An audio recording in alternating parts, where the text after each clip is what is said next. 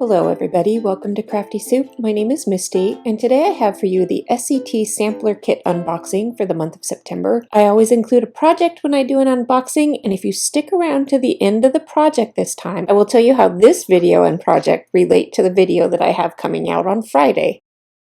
Let's go ahead and dive into this kit. So this is what it looks like when it comes to you in the mail, and you can just pull this tab open and there's a Ziploc bag inside just kind of tucked in with all kinds of goodies. There's a card in here that includes a theme word for the month as well as a theme embellishment for the month. And then there's a reusable item every month, and this time we have a large number die set from Close to My Heart. Now I did divide the supplies into the two different collections, and this first one here is Cartabella Summer Collection, and included in the samples this time around are 2 sticker sheets, a cut apart card, and of course our 6x6 papers that are cut down from the larger sheets. And as you can see, they are very summery in theme, and if you're new to Cartabella, their pattern paper is very thick and textured, a lot like a watercolor paper, so their products are fun. This other collection here is by Jen Hadfield, and it's called Peaceful Heart. And in our samples this time around, we have some partial pack of ephemera die cuts, some mirror stickers there. You can see these pluses. I tried to get them to shine in the light, but had a little bit of a hard time. And then up next, we have some foam stickers, as well as a regular sticker sheet, and both have some gold foiling to them. And the partial pack of die cuts also has some gold foiling. And then we go ahead and moved into our pattern papers. I believe there was a 3x4 card in here as well, and then all of the regular 6x6 pattern papers. And I love this collection. I just actually bought some of this collection already, but I'm happy to have more and play with it because I love it that much. So let's go ahead and move into a project. This time around, I am going to do a card, and when I start a project, the first thing I always do is to set aside bits and pieces of this kit that I think can work for this project. And I was initially inspired by one of the little cut apart, I think it's a 2x2 square, of the Jen Hadfield paper that said happy birthday. So that particular cut apart sheet had a lot of greetings on it.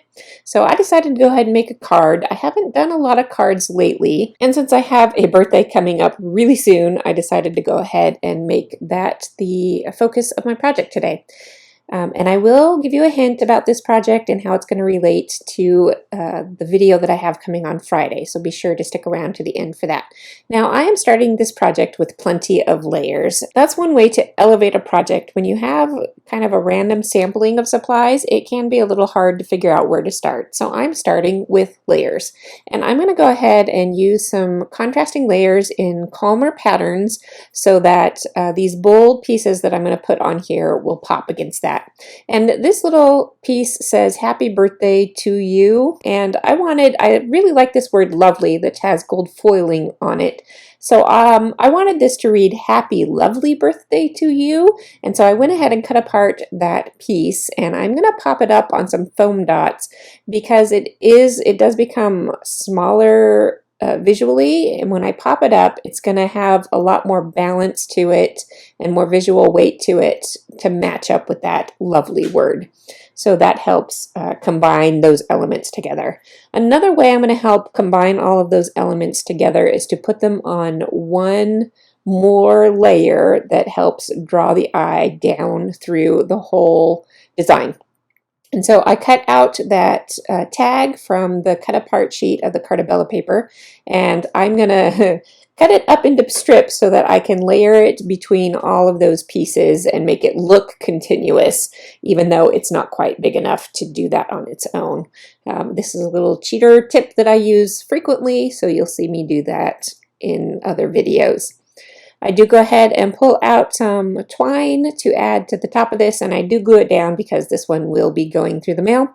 I thought I was going to use that big floral piece as a focal embellishment, but it's too big for what I've got going on. So I've decided I'm going to embellish this card with 3 smaller areas of embellishment. So I start at the top there with a little sticker that looks like a binder clip, and it has some gold foiling to it. And then I'm trying to decide what else I want to do. When I first thought of doing this card, I thought I was going to make a row of embellishments down at the bottom of the tag, but my tag ended up being a lot longer than I expected it to, and so I've decided to go with more of a visual triangle with my embellishments here. And then I keep thinking I want to add another embellishment to the left of that dark blue part of that tag, and I realize it's turning into more of a square and less of a visual triangle, and I know it's not making me happy, and I keep fussing with it. And finally I find this butterfly, and I put it as a grouping with my third kind of embellishment cluster there, and with it facing up towards the words, that helps with my visual triangle and drawing the eye more up to the words and the message of this card. So I settle on that and I finish up my project. As we move into close-ups of this project, let me tell you what I have planned for Friday. Now, I normally like to do scrapbook layouts with my SCT kits to show how you can take 6x6 pattern papers and convert them into full 12x12 layouts. But because I needed to make a card this time, I didn't do that. However, I still want to do that. So what I'm going to do is take this design from this card and translate it into a scrapbook layout on Friday.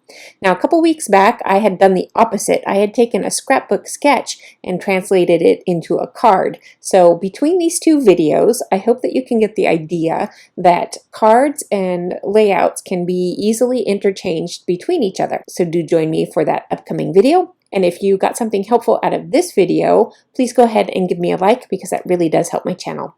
Thank you, and I hope to see you on Friday.